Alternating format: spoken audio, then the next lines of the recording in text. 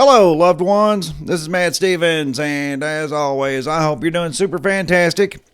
And in my last video, oh, by the way, I've got the office going on here, a little more, little mood lighting.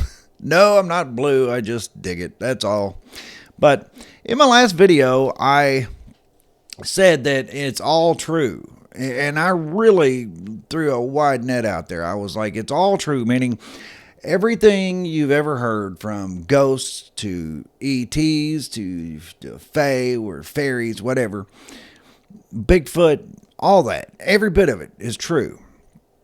And what I mean by that is, when I say that, I mean that it's based on your paradigm, based on your where your perception is coming from. Jeez. That was a mouthful, wasn't it?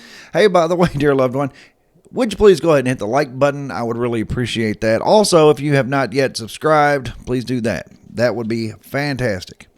But it's like, it's all true. See, like, I've been reading recently Passport to Magonia by Jacques Vallée. And in it, he draws, he connects a lot of dots in that, like, in years past, centuries ago, they reported pretty much the same things we're reporting now with UFOs and with ETs and things like that. But to them, what they perceived them as, though, were more fairies or trolls, goblins, things like that. That's the things that kind of became their folklore. And we know those stories, but we just see them as just folklore. But when you really start to put the two things together, you realize, dang, they're talking about the exact same thing that we're talking about, just from a different perspective. And so that's what I mean when I say it's all true. Plus, also, there is the other side of that too. That the other point that I pointed out was, like, for example, with Sasquatch, things like that. You have people from every continent, from literally over the course of centuries, if not millennia, reporting this being and how it is able to come into our reality and then go out of our reality.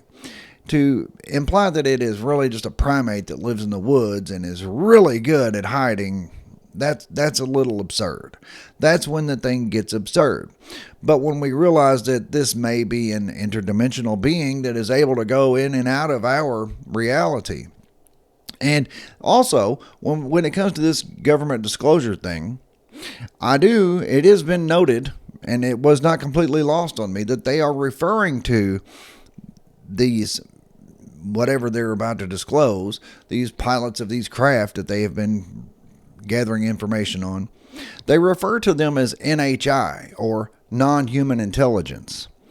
And I'm like, I find it very, interesting. And I have noted it, that it's like, yeah, they're not calling them extraterrestrials. They're not calling them ETs. They're not calling them aliens. They're not saying they're coming from off-world, in other words. They are simply calling them NHI, non-human intelligence, which I understand that is casting a wide net. That's an all-encompassing thing. That's saying, well, they're intelligent, but they're also non-human.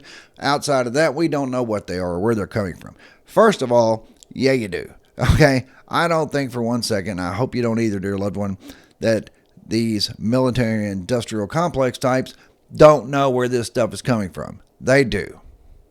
They do. They've known for a good while now. But anyway, that is not really the point that I was trying to get at. But we do understand that we do have our vibratory range of perception.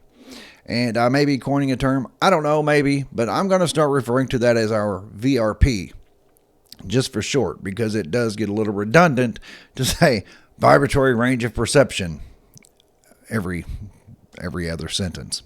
So anyway, our VRP is what it is. Like, we know this from looking at the light spectrum. Like, for example, the light spectrum we know is this big. But what we can actually perceive with our five senses, what we can actually physically perceive, is a very small fraction of that. It's kind of a fraction of a fraction. The light spectrum itself is huge, but what we can physically see, not so much. And that's where we get into things like dark matter and dark energy. These are things that we are able to detect with either with instrumentation or with mathematics or whatever. We're able to detect these things that are there, but we cannot physically perceive them. And to me, that is fascinating. And the example that I've used is like, if we know that everything that could possibly exist, everything, all the totality of existence is in a vibratory range of anywhere from 0 being the lowest to 100 being the absolute, which, if you remember what Itzhak Bentov taught us, is that the absolute is when something, the vibration is at such a rapid rate that it gets to the point where it's not even really fluctuating. It appears to be a straight line, because the points of rest that are at the crests at the top and then at the bottom, the sine wave, when it's here and when it's here, they're at points of rest. And when they get to be so close together that the points of rest begin to overlap, it is a paradox, because it's like, well, it's infinitely, it's at infinite speed, meaning it is vibrating at such a rate that it's an infinite speed, but it's also infinitely at rest because it is just a straight line. Much like at the other end, at the zero would mean that it is vibrating at such a low rate that it will also appear to be at rest. It also is going so slow that you can't even perceive it to be moving at all. So that is the paradox. That is the divine mind, the source, universal consciousness, or God. We call it a lot of things here, but that's what I am referring to when I am referring to the absolute. So, but if our range of perception is, let's say, from 10 to 20, as I've said before, that means that everything we consider to be in the physical realm vibrates on the range between 10 and 20. Now, we do know that there are things that vibrate outside of that range. We know that because, just like with the whole thing of the light spectrum and then the visible light spectrum, we know that things can vibrate, let's say, between 20 and 30.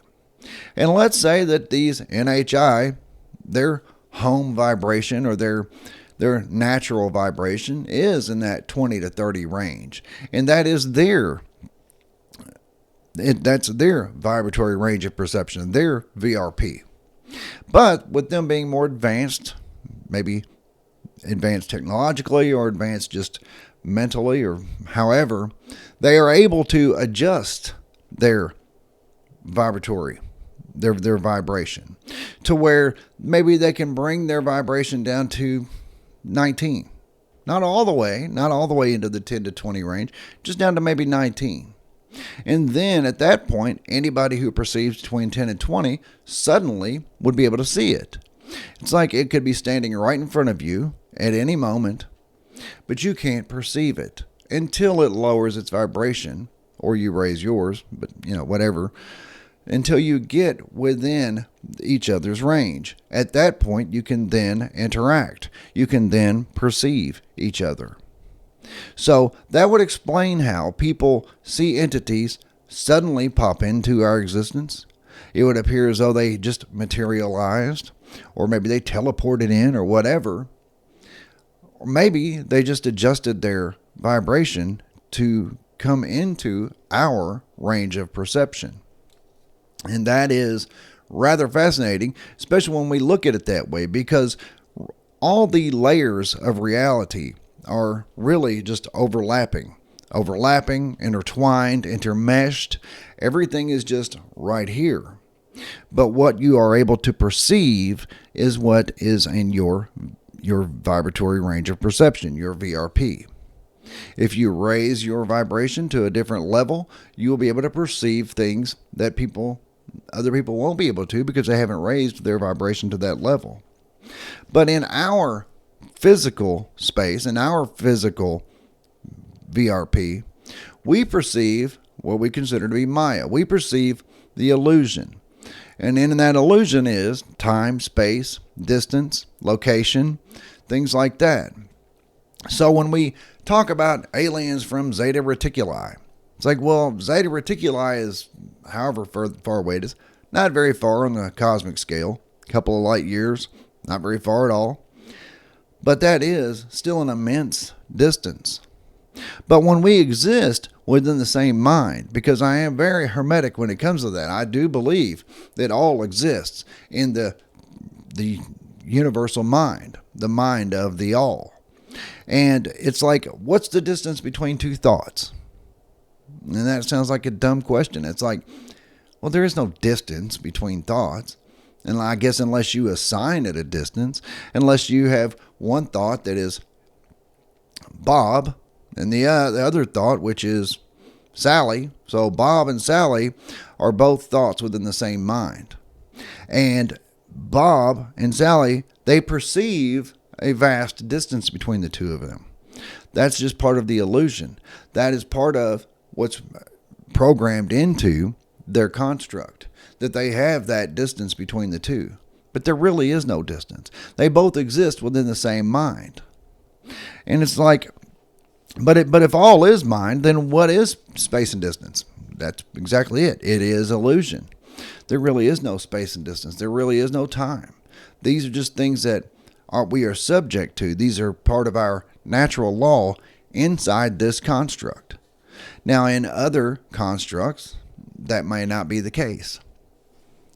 I got to believe there are some that is not the case. I also know that outside of this, where our true higher selves exist, the true version of you, which is on the outside, jacked into your avatar so that you can be in this environment, so that you can be in this construct and have an experience and gain knowledge from your experience with polarity and time, space, distance. Those are all things that we gain wisdom, we gain knowledge from, gain understanding. And I got to believe ultimately enlightenment and ascension from. But anyway, but the distance between thoughts, there is none.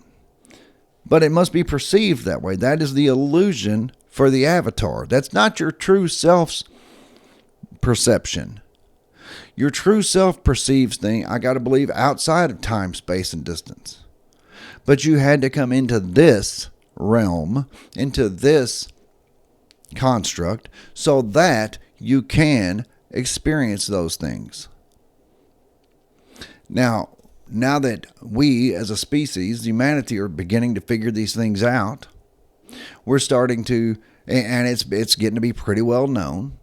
And of course, the powers that be are going to want to control that narrative. They're not going to want to let us just go off and discover the nature of reality without them steering the ship, without them controlling the narrative, I guess is the word, controlling the line of thinking. By doing this disclosure with NHI, they are able to control the narrative and steer humanity on this awakening. And it's not really going to be much of an awakening for most of humanity. I don't want to sound, I mean, it's a little egotistical, I suppose, in a way. But what I mean by that is, if we allow the powers that be to dictate what we perceive as the true nature of this reality, I got to believe we're not going to really get it. So I believe that it is of the utmost importance for us to explore the nature of reality, explore these vibratory ranges of perception, where we fit into it, what we can learn from it, and maybe even what we can learn from other entities, other beings that exist in other vibratory ranges of perception. So anyway, dear loved ones, that's getting a little off the subject, but that's what I meant when I said it's all true. Everything from folklore to all the modern day folklore, which would be the UFO phenomena. All of that is one and the same. All of that is intertwined. So And besides, if for some people are like, why do I care? Why do I need to know these things? Well, for one thing, it's just interesting. I mean, it is. I mean, it's just interesting. That's all. But other things is because we're not here for no good reason. You are here to gain some wisdoms, to gain some insight, figure some things out. So anyway, dear loved ones, yeah, if you haven't hit the like button yet, please do so. If you have not yet subscribed, also please do so. And share and comment and all that. Yes, I do want to grow this channel. I think it would be fantastic because it's like this. We have people that we work with or our neighbors or people in our family that we can talk about these things with sometimes, maybe a little bit. We can get a little bit into it.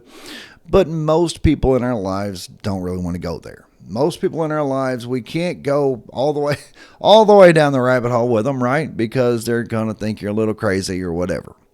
So that's why I think that things like this would, even though I kind of loathe social media in a way, I also understand that it can bring those of us together who can have these discussions, who can talk about these things.